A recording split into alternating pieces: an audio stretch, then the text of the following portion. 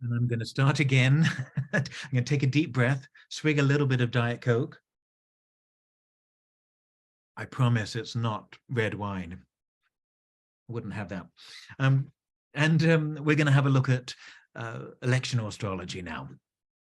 Now, don't run away if you don't know much about electional astrology. This is a great hour to be looking at it. Okay, and I will introduce it to you. And those of you who are control freaks like I am, or a little bit obsessive, like we all are, you'll find that working with electional really helps you send things off at the right time, connect at the right moment, and get some of the, be in rhythm. That's the key. Yeah, we know that astrology is so often about just being in rhythm with the cosmos, being in rhythm with your own cosmic clock. And that's what we do for our clients.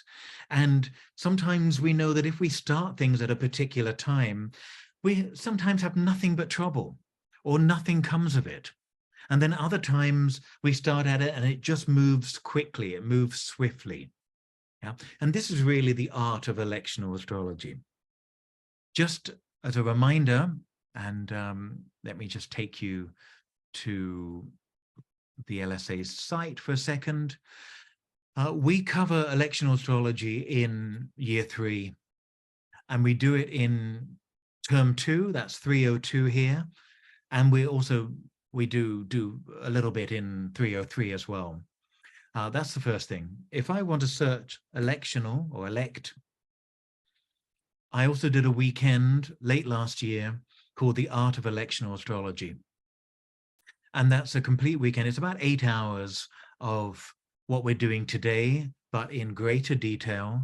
I would recommend that, or if you're already in year 1, year 2, wait till year 3, and it'll either come with it or we'll do an electional, we'll do the electional course anyway. But if you're not and you want to learn more, you've got to know the basics. You've got to know what Mars is. You've got to know what the 7th house is. You've got to know the basics.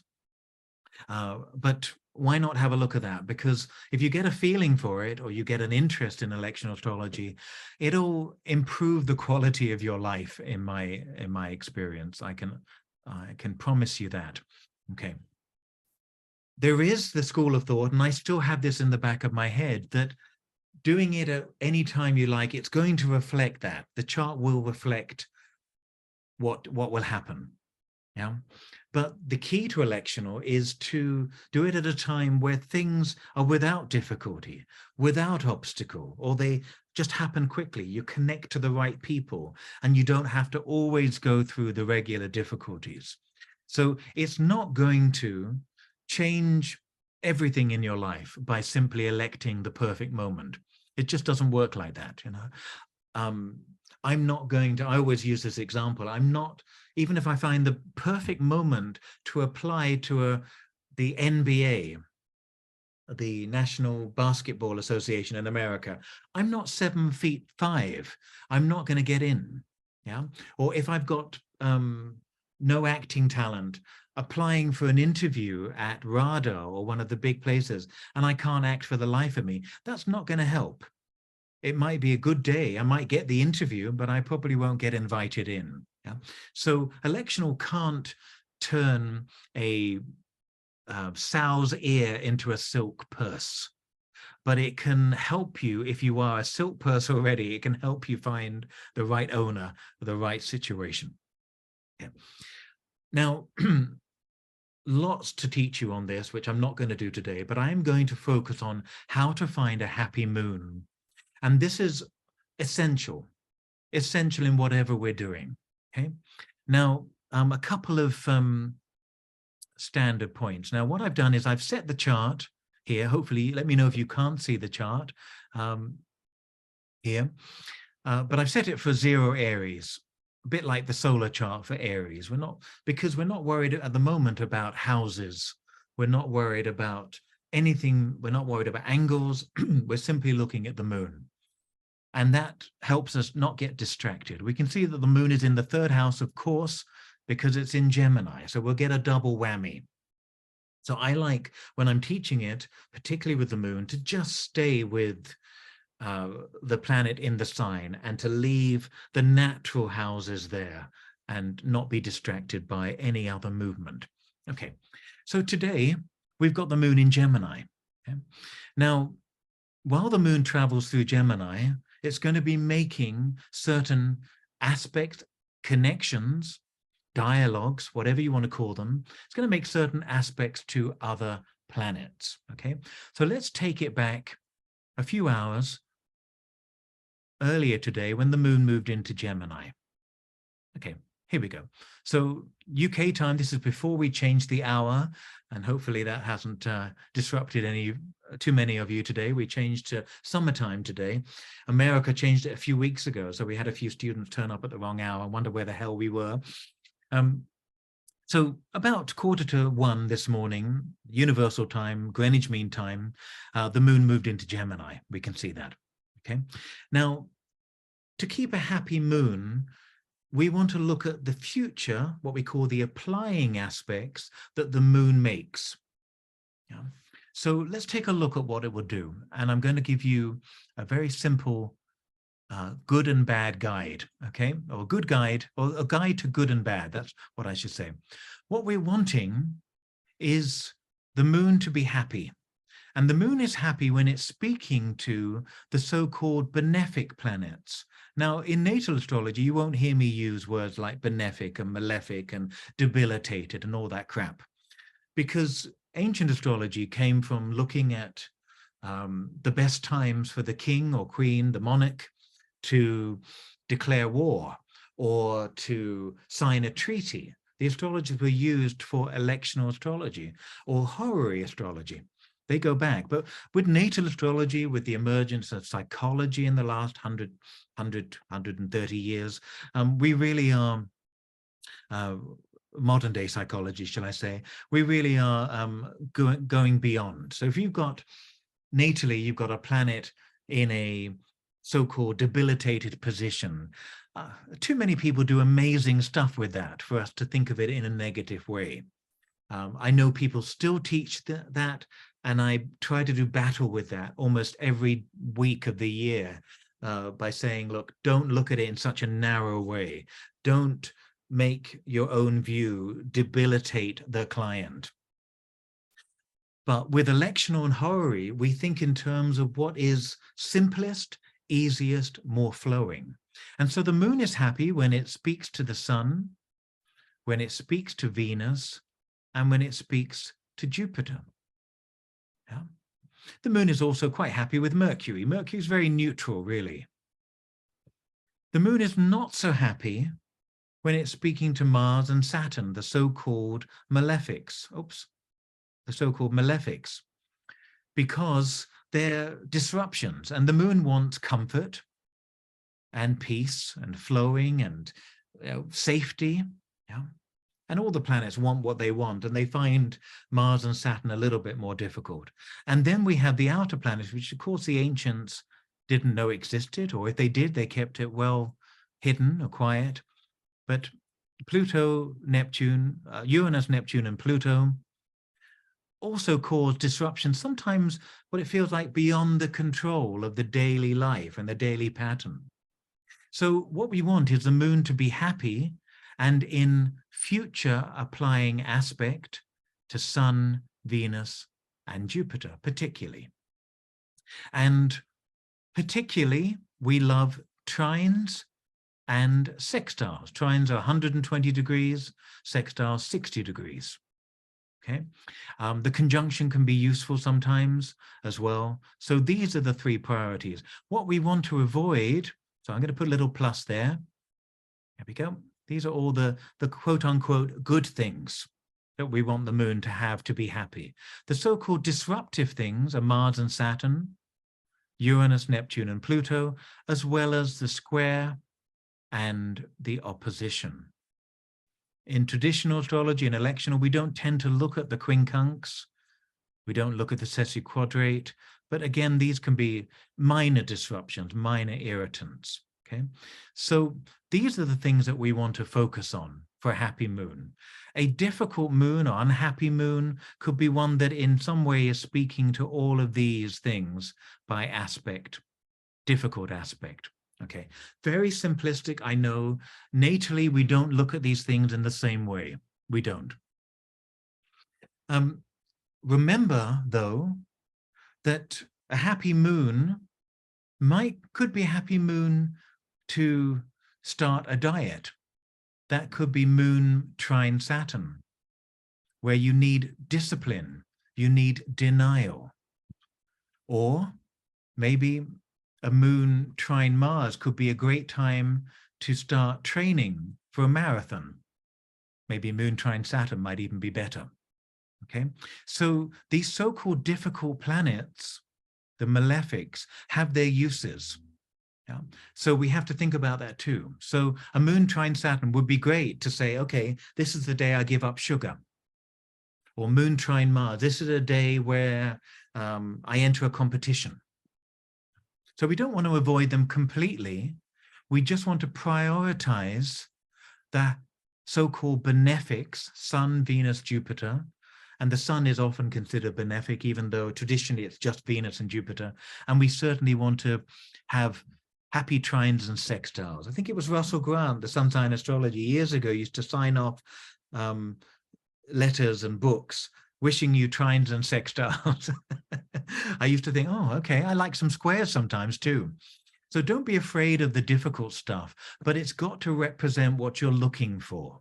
Okay, but ultimately, the softer, easier stuff, even when what you're wanting is challenging, will be easier to do that. So what you wouldn't have, if I'm starting a diet of no sugar, I'm not going to do it on a moon square Saturn. I want to do it on a moon trine Saturn, when things flow easily. And I can deny myself chocolate, which will never happen anyway, but I could deny myself and it will go easily. If I deny myself chocolate on a moon square Saturn and I elect a time to give up chocolate and sugar under that square, I'll find that it's at my birthday and everyone sends me boxes of chocolates because they know I love chocolate. So it's like I'm going to deny myself, but it's going to be one hell of a difficulty. So the Mars and Saturn have very useful energies for certain things. But when we use them for those certain things, like denial or competition, that sort of thing, Saturn or Mars, we want to use trines and sextiles to make it easy. Does that make sense? I hope it does, okay? But generally speaking, we want to prioritize a happy moon. And because the moon is really the ruler, as Richard said in the recent horary course and in other classes, the moon is everything under the sky, everything that takes place daily, weekly, monthly in our lives. It's the daily stuff that we need to take care of. Yeah? The sun, of course, is more the long-term project, and the outer planets speak of course, long-term stuff as well. Okay. So yeah, Tasha says, yes, the moon trine Neptune is good for emotional healing. It could be. Could be for really going somewhere like a retreat, moon trine Neptune, where you can lose yourself. Yeah? Moon trine Neptune, if you're struggling with alcohol or addiction, you don't go to a party when the moon is trine Neptune, because it'd be just so easy, trine, to drink a little bit more, to get wasted, to lose yourself. That could be moon trine Jupiter, moon trine Venus. So even though we're going to prioritize the Sun, Venus, and Jupiter on a daily level with the moon and make sure the moon's happy, some things need a bit of Mars and Saturn, like diets or elimination of certain sugars and different things, or competition. But sometimes we have to think too much of a good thing can be problematic. So yes, if I were having a party or going to a party with the moon trine Jupiter, I know I'd probably overdo it a little bit. If I smoked, I might smoke too much. If I drank, I might drink too much. So the benefics are fabulous, but too much of a good thing, a problem. Kira Sutherland, who's coming to see us online in June, she's going to be in England as well, doing her health course. She's actually looking at the difficult sides of Venus and Jupiter in one's health. So check that out. If you're a regular student, it's going to be part of your course. The rest of you may want to check that out. She does a great lecture on not having too much of the good stuff as well. Okay, so we want to prioritize Sun, Venus, Jupiter. We want to avoid Mars, Saturn unless it's useful. And we want lovely trines and sextiles. And sometimes we want conjunctions as well. Okay, but the trines and the sextiles, the Venus and Jupiter are the peak. They're the best things possible. Okay. Oh, thank you both. Thank you. I appreciate that you enjoyed that class. Don't think there are any other questions. Okay, if I've missed one, cut and paste and let me know. All right, so let's take a look at this moon. As soon as the moon enters Gemini, we are only looking at the 5 aspects laid out by Ptolemy. And that was the conjunction, the square, the opposition, the trine, and the sextile. Ptolemy didn't look at the other aspects like the semi-square, the sesquiquadrate, different divisions by 8, for instance, or the quincunx, or the quindecile, as Noel Till called it, or the quindecile. They don't look at that, just look at the top 5. Okay, so let's take a look at what the moon in Gemini will do. And the key to electional astrology is that while a planet's in that sign, it can't cross a border. So when we look at the moon in Gemini, we're only looking at what it can do while it's in Gemini by one of these 5 major aspects. We're not looking at what it does when it gets into Cancer. That's a new area. That's a new phase to be looking at. Okay. We also know the moon will go void at some point, and I'll bring that into consideration in a moment as well. Okay. And Tutor said, is it useful to correlate the election with the natal chart? Absolutely. Otherwise, it's just a nice moment of time. So what I teach you in the weekend, which I might do again next year, I don't know yet. Maybe not. I might have a holiday instead.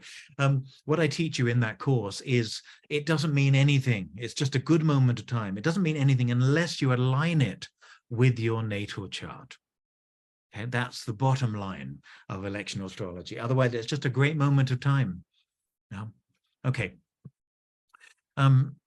If it's important, align it to the natal chart. If it's simply, I'll send an email, I'll say hi, I'll do something, a good moon may be good enough. Yeah. But if it's an important contract signing, wedding, divorce, anything you're doing, it's got to speak to the natal chart. Okay. So what's the moon going to do? The moon, what I'm going to do before is to actually move a few things out the way. There we go. Otherwise I can't see it. All right.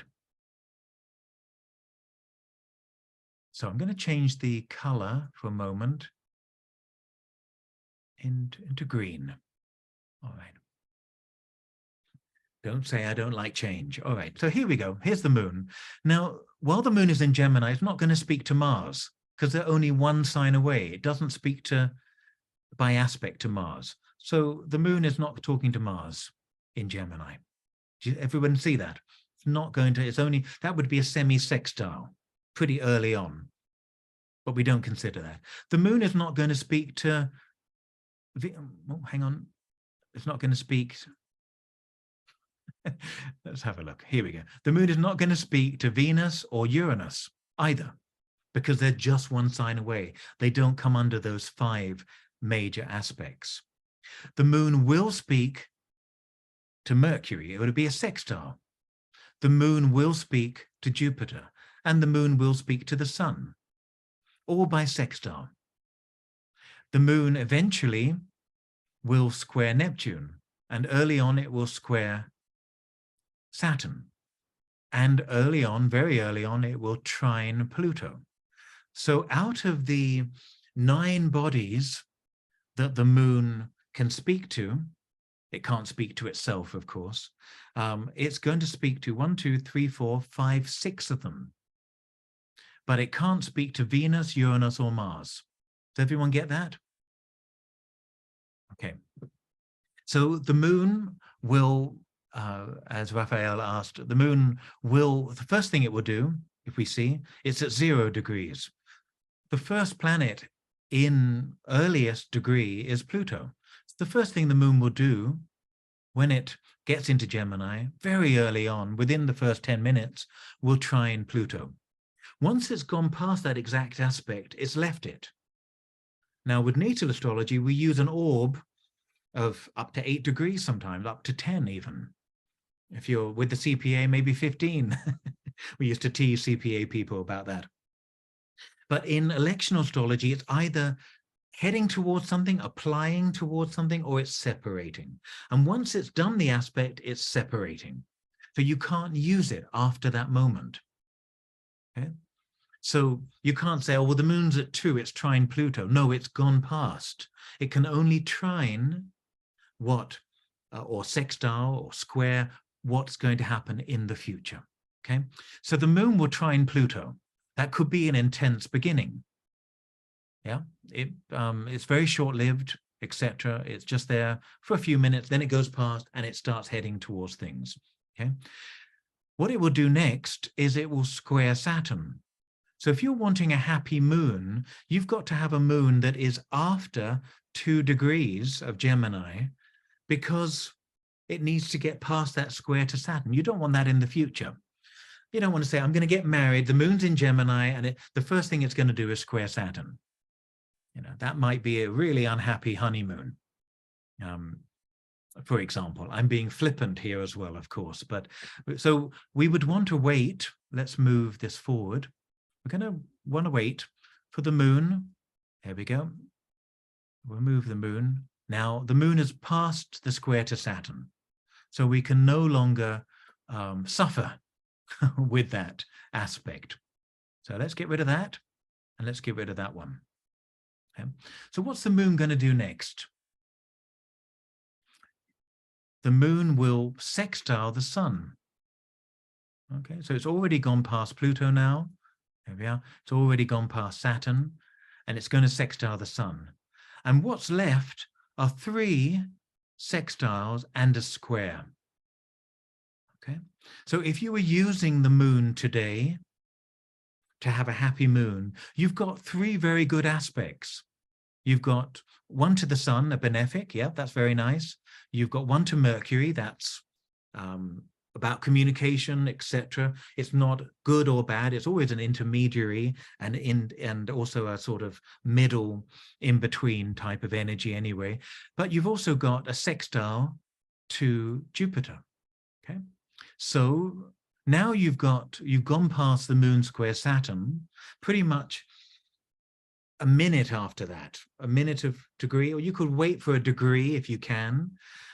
Anything from about 3 degrees, let's move that forward, gives you a moon that's going to be happy now, because in the future, it will sextile the sun, sextile Mercury, sextile Jupiter. Yeah. The problem is the moon will end up squaring Neptune.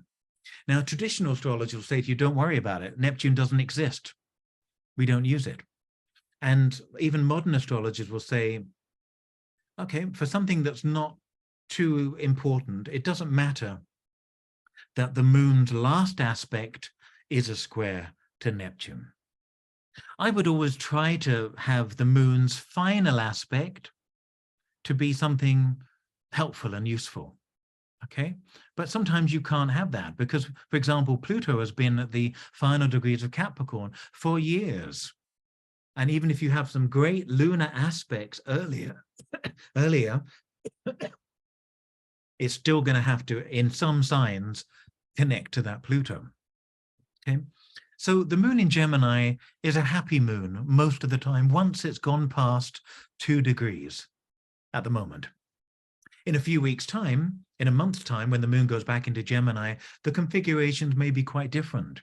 And the moon will be talking to Venus. Venus might be in Gemini by then, etc. So each moon, each month will have certain things that it will do and certain things it won't do.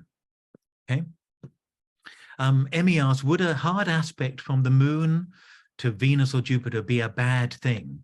Well, hard aspects just mean there are blocks, there's effort. So you could end up having a moon square Jupiter or a moon square Venus, and that's still a connection to a benefic. But it just means you're going to have to work hard at it. Or maybe some of the more challenging things of that benefic will come up. It might be that moon square Jupiter ends up being a costly day. You have great fun, but it costs more than it should do. Or you end up coming home and there's a bill and you think, oh, I should have thought about that. I wouldn't have spent so much. Yeah. So benefics are benefics, but the squares show and the oppositions show challenges and difficulties, sometimes in attaining that or as a result of that. Okay. So yeah, I hope that answers that. Okay. All right, I'll try and, yeah, I'm not sure if I'm going to be able to answer specific questions like that at the moment. I'm just trying to stay with the moon, but I'll do my best. See how we go. All right, so let us get rid of some of these aspects. So can you see? Oops. Okay. There we are. Okay. So let's move the moon forward. And again, we're not even thinking about ascendance yet. We're not thinking about anything, but we know that from pretty much the time the moon moves past the square to Saturn, it's, oh, hang on. Let's get rid of the annotation. It's going to be happy. It's got actually a number of hours to use all those sextiles, okay? I might say, okay, the square to the Neptune is going to be a final result. It might be more wishful thinking or things may change. It might be Neptunian. But today, using that moon to sextile all those planets all day, you can see as the clock goes past all day. And we can use it all the way up to about 18 degrees. If we use it beyond that, we've lost all of the sextiles. So after about 12:30, about midday tomorrow, the moon no longer can take up advantage of all those sextiles or the final sextile to Jupiter. You see, after that, all it's going to have in its future is a square to Neptune. And then once it's made that square to Neptune, it will be what we call void of course. It's lacking anything. It's just hovering. It's just swimming around, waiting to move into the new sign. Okay. So the key to what I want to teach you today is to use applying aspects with the moon and give yourself a window of time. As we saw, if we go back, the window of time after the Saturn square, let's give it an hour, make sure it's away from that degree. So any time from about 7 o'clock this morning, all the way through to midday tomorrow, the moon is making a sextile. Okay, a few hours into Sunday, it's lost the sextile to the sun, but it's still got the sextile to Mercury and Jupiter. And that could be a very happy moon that wants to communicate new ideas. It might be good to sign a contract at this time. You see the moon, Mercury, Jupiter, beautiful Mercury-Jupiter conjunction in the sky until about late Monday, and then it disappears. And when I've been teaching electional in my school in China and Japan recently, I've been saying to them, just grab this opportunity for that Mercury-Jupiter to send something, to sign something, to start something. I've said to quite a few of the regular students, if you're going to launch your website or launch your business, great to do it. If it's entrepreneurial in spirit, do it with a Mercury-Jupiter conjunction and with the moon sextiling it. So those of you who haven't done it yet, you've got about a good 18 hours to get that sorted. I won't mention any names. All right, so once you've got that, see the moon is still it's missed now the sextile to the sun, but you've still got all this time during the evening, early morning, after 6 in the morning, it's almost, there we go. After about 8 in the morning, it's lost the sextile to Mercury. You might as well have both of them if you can get up early. And then by about midday, it's gone past. And all it's got now is a square to Neptune. We've lost all the benefit of those. Okay.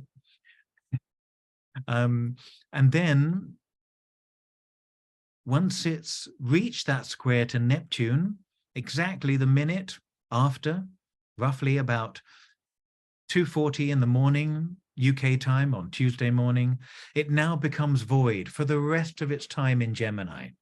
It's made its final aspect. Now, some astrologers wouldn't even consider Neptune and say it goes void after the sextile to Jupiter. I tend to use the outer planets in terms of void, but there's always argument with astrologers about what to use. The key is always to observe these things. And if you're unsure, do small things, elect for particular times when you want things. I elected today's conversation with you all at 1:30 this afternoon to make the most of that time. And we've got had about 115 in the room, maybe more different people as we're going through these 2 hours. So I play with this all the time. It's not the biggest, today is not the biggest day of my life, but I wanted to use the Mercury-Jupiter before it passed to teach you something new, to get you excited about it, hopefully. I've done a little bit of that, and have the moon in Gemini as well, to be able to communicate that in spite of being super tired and having taught for China at 6 a.m. yesterday morning, and I'm still recovering from that. So that's why I did that. So let's move forward and let's take a look at the moon now is void until it moves into Cancer. Okay, and what I'm going to do again, just take it back a few minutes. Okay, and I'm going to clear all the annotations and we're going to start again. Now, with the moon in Cancer, what's it going to speak to? That's the big question here. Early on, it's going to speak to Mars. That might be a difficulty unless you need a really big motivational thing happening at home. Mars, the moon coming to Mars in Cancer, but it will be a very short period of time. You've just got an hour before the moon will then pass over. Okay, now what else will the moon speak to? The moon won't speak to Pluto because that's a quincunx. It will trine Saturn. It will trine Neptune, which is easier. And it will sextile these planets now in Taurus, and it will square all of these planets in Aries. So we've got a very different energy now the moon is in Cancer. Is it going to be a happy moon? Yes, to some extent it's got things to be happy about. The trine to Saturn is a good time for emotional discipline, as we said. Yeah? But when we move the moon through Cancer, we'll notice that it's got to go through the squares. And they may not be that bad anyway. As you said earlier, the squares to Jupiter aren't that difficult. Okay, and it is making a nice trine to Saturn. It's making a conjunction to Mars. So if we move it forward, we're going to move it forward an hour at a time. We'll see that it goes past Mars immediately, pretty early on in its journey through Cancer. It's going to make a trine to Saturn, and we've got to ask ourselves, is this moon important for what we want? Yeah, or should we wait for 2 days when the moon is in Leo? Okay, and if we wait for 2 days and the moon is in Leo, we know that it's going to be trining the Jupiter and the Aries, but that may not suit our purpose. That might be good for publicity. So we might wait for the moon to be in Leo, where we get more attention or more drama, yeah, or more warmth in whatever we are electing to do. It might be applying for a job, for instance. Yeah. We're going to get the energy of the fiery planets. But that may not be suitable for you and your natal chart, or it may simply not be what you're trying to get out of your election. Okay, so let's come back to what's happening on Tuesday afternoon. So we've got the trine to Saturn. Once it's gone, it's now going to be squaring the sun. Now, the moon square sun, there we are, pretty much a square here. Once it's leading up to that, it's a great time of action, but it's also challenging. Often you'll notice that you'll do a lot on a day where the sun is square the moon, or the moon is square the sun, shall we say, because it's a time of stepping up a gear. Yeah? This is a first quarter moon, where in the sky the moon has left the new moon, and it's about 7-8 days later. Yeah? And so it's a time of dynamics. It's a square, it gets you places, but it's also effort and energetic. And the moon is generally, as an energy, is quite placid, it's reflective, it's soft, it's tender, it's about comfort. But that's why squares are considered difficult in a way. It's active. And the moon doesn't always want to be active. Okay.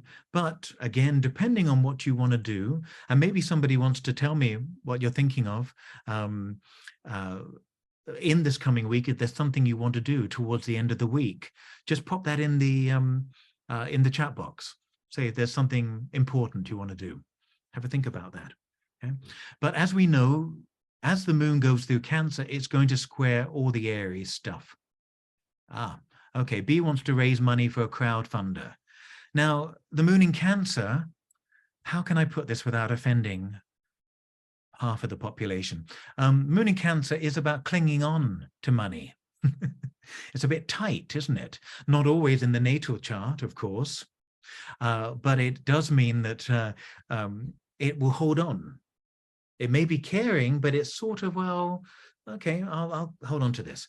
If we want people to be generous, we might wait for the moon to be in Leo, trine all those Aries planets. Okay. Now, ideally, if B wants to do a crowdfunder, you might want to start it before the Mercury-Jupiter ends tomorrow, simply because that's ideas, it's enthusiasm. Or if you can't get it done by tomorrow, wait until the moon is in Leo and trining that Mercury-Jupiter. Okay, that's when you want to start it. And remember, it's not when you end it, it's when you start things. So, for example, if you've got an important email to send, it's when you press send and can't bring it back. Or when you put something in a letterbox. I actually put something in a letterbox recently. I felt like I was going back in time. So it's when you lose control of it. Yeah? It's when you say, I do, and you lose control of the rest of the next 15 years of your life. I'm just kidding, of course. It's easy to be hilarious on your own when nobody is laughing or not laughing. So it's when you let go of something, okay, when you send something, and it's your location. So if you're doing a crowdfund, whoever's got the control of releasing that or sending the email out or letting the world know, it's their location, their time zone, their time that we elect it for. Okay. But what is the moon in Cancer good for? Well, it's naturally in Cancer. It's got a deep resonance with the sign of Cancer because it's about home and hearth and family and that sense of belonging. Yeah. So maybe you might choose the moon to be square the sun or coming up to square these Aries planets if you want to do something new in the house. Yeah. So this time, before it gets to the final square to Mercury, it's going to sextile Venus, sextile Uranus. It might be a good time on Wednesday or Thursday to think about taking action in the home. Action, Aries, home, Cancer. Yeah, the squares, dynamic time. Some of you will know I've moved house. I'm still processing some stuff. There's always stuff to do. I mean, it's just, yeah. I've got a lot of stuff I want to put up on the walls. I put up a few things over there of stuff, but not much. So that would be a great day. Try and convince my partner to hammer away with me on Wednesday and Thursday. Moon in Cancer, square Aries, dynamic time, get stuff done at home or with the family, etc. Yeah.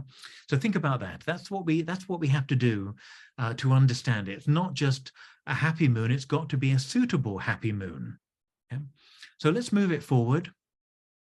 Once it's gone past the sextile to Venus here, like this, it can no longer take advantage of it. So you might as well, if you're going to do stuff on Wednesday, take advantage of the moon being earlier so it can sextile the benefic Venus and maybe then be very dynamic with the Aries planets, for instance. There's no point in waiting till after then unless you have to, and you've actually gone past all the dynamic aspects, and there's only one thing left, and that's a trine to Neptune. And that's to yawn, to relax, to binge watch something on telly, catch up on all the Oscar-winning films, Moon trine Neptune in Pisces. That Thursday morning, afternoon could be very dreamy. And then once it's gone past that trine, roughly around 3 o'clock in the afternoon on Thursday, UK time, of course, then it's going to be void until it moves into Leo. And the moon void, which I haven't said yet, is a time when things that are started then often don't amount to much. The key phrase everybody uses for the void moon is nothing will come of the matter. Or what I find, somebody rings me up, offers me an interview, a job, or something that I'm doing. If it's at a void moon, I think, okay, they won't call back. Nothing will happen. Or they'll get somebody else, or I won't like it, whatever, you know? So things that are instigated or that you're introduced to at a void moon often just come don't come of anything. Okay. All right. Oh, so B started it 2 weeks ago. Okay, so you started your crowdfunder, fundraiser 2 weeks ago. Now, you'll notice that once the moon goes into Leo, it might be a time to give it a bit of a injection on Friday or Saturday.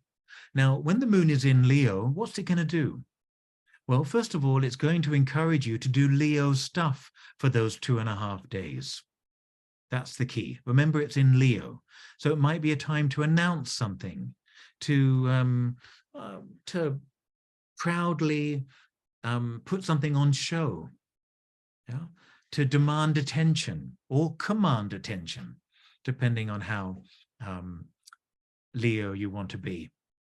So let me get rid of all of these, but let's see what the moon in Leo currently will do.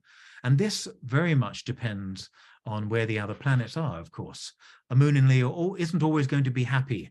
It's going to have to do certain things. So let's take a look. So the moon immediately will oppose Pluto. Luckily, we can get that out of the way. Yeah? If you do something before it opposes Pluto, something might be in the way. Pluto, the outer planets often feel like situations that are non-negotiable. You don't have much power, or you don't really have much say in the end result. So the moon will oppose Pluto.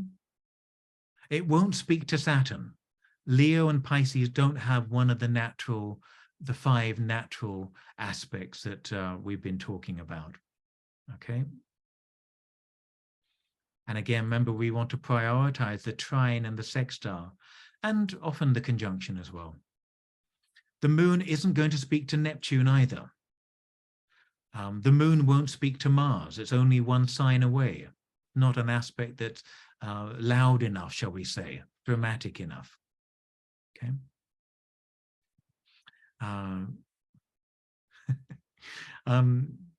But the moon will trine all these planets in Aries, and they will square the planets in Taurus. Okay. But can you see that if you set the moon up anywhere before 17 degrees roughly, it will have to square these planets first, maybe too disruptive. So what you might want to do is set a time for a signing or a launch or a repeat email about the crowdfund B, for instance, or announce something of yourself in between. Let me show you what I mean. In between, after the square to Uranus and Venus, and before the trine to Jupiter, which is the natural planet of promotion and publicity and generosity. So the moon in Leo is a generous energy. Trine to Jupiter, oh, I won't give you 400, I'll give you £1,000, that sort of thing. Yeah, if we can inspire it. So let's move the moon round some hours. Okay, there we go. So this is the key. So what do we want? Hopefully, we might not get away with. Venus might end up at a later degree than Jupiter, and then we have to have that square, but not necessarily. Let's see. Okay, here we go. So sometime in the afternoon, about 1 o'clock, I'm going to be very Virgo moon about this. Let's take it back. So there we go. The moon will make an exact square to Venus, not the end of the world, but the square to Uranus might be troublesome. So the moon will square Venus about 1:05. After that, we've got about an hour and a bit before it loses the trine to Jupiter.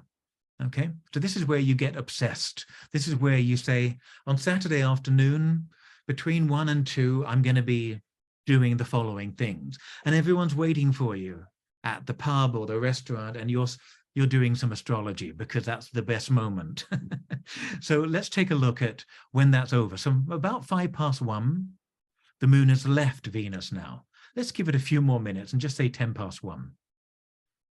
And then the moon needs to get to 19.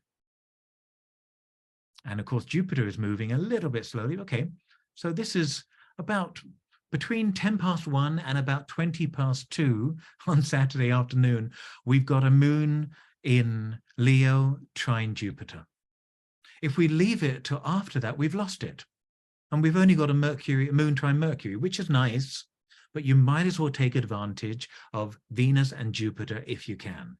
And in this case, you want to take advantage of the trine to Jupiter. You don't want to lose that.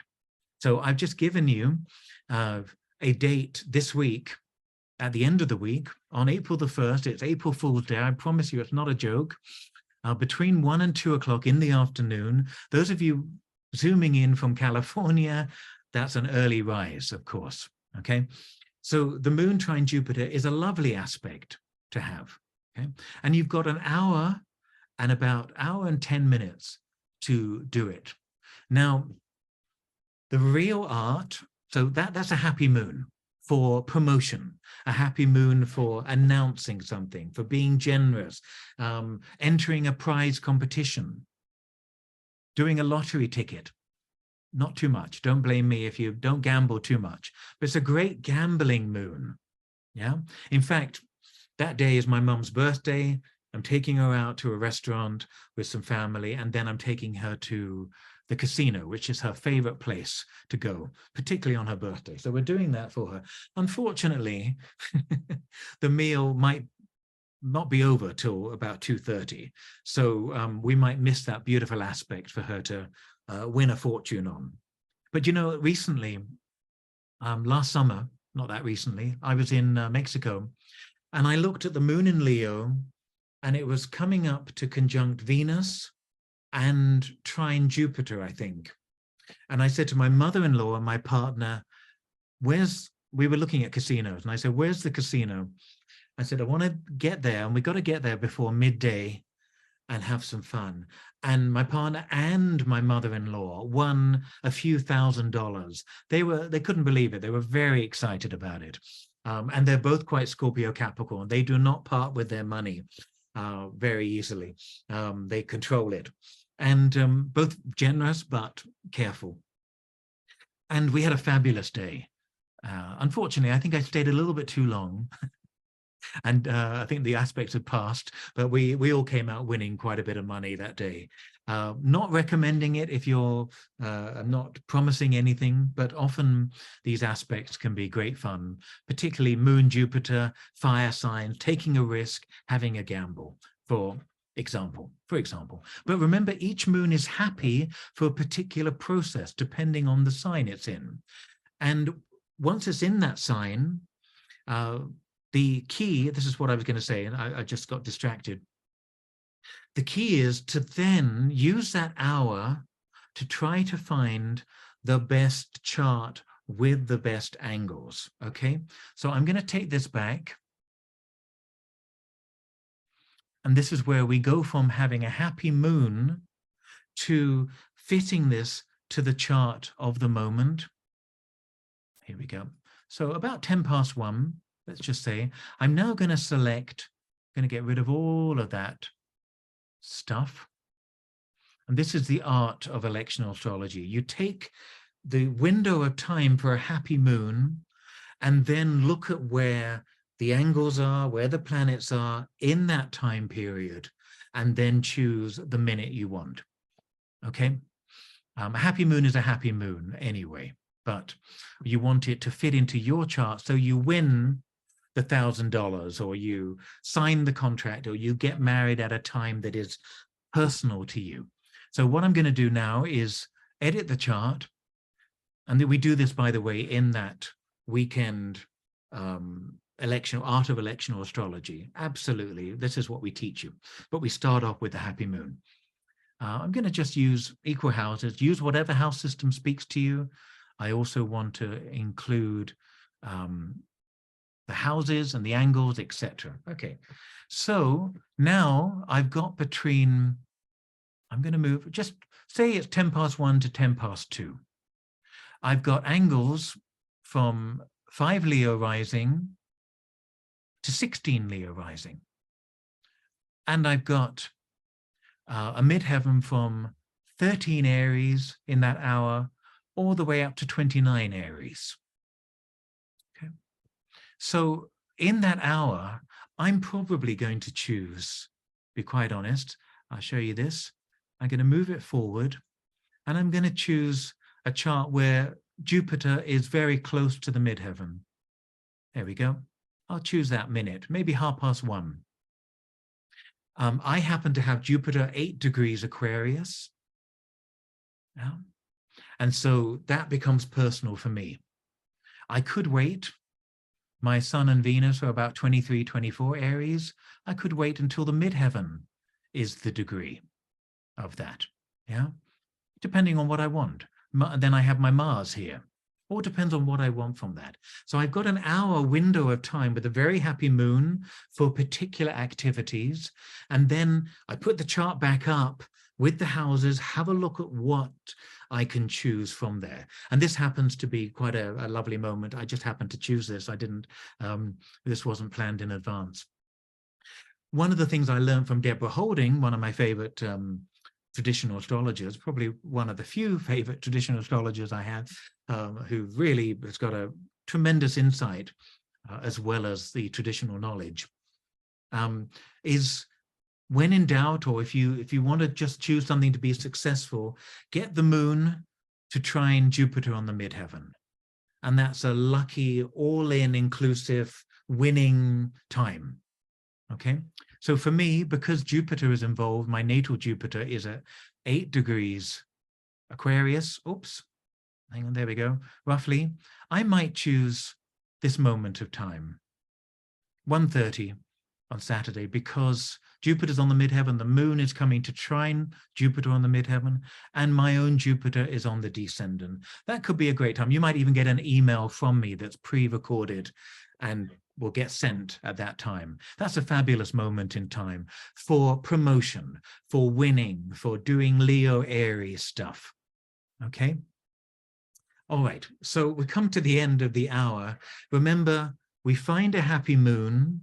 It doesn't always mean we can't use Mars and Saturn. It depends on the purpose. So I guess the key thing to do is outline the purpose first. And again, we put this all on the on the weekend. Outline the purpose first, and then outline the date you need, or the window of time that you've got. It might be next Thursday to next Saturday, for instance. Find a happy moon and then work with the angles to get that speaking to your chart, to make it personal. Yeah.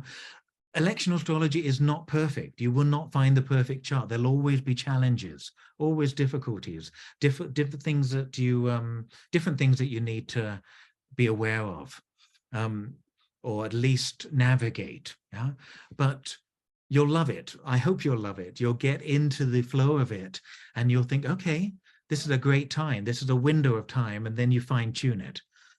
So I hope that's been useful.